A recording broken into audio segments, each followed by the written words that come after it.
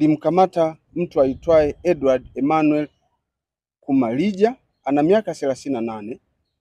mganga wa tiba asilia ambaye pia anamiliki nyumba ya kulala wageni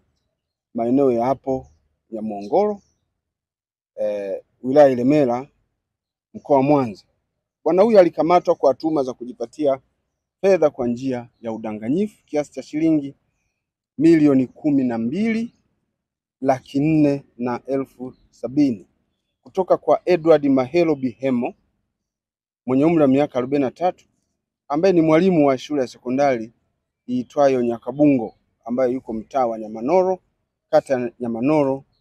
wilaya Ilemela, katika jiji la Mwanza. Mtuhumiwa huyo alitenda kosa hilo kwa kumlaghai Edward Bihemo kupitia kazi yake ya uganga wa tiba asilia kuwa anao uwezo wa kuzalisha fedha kwa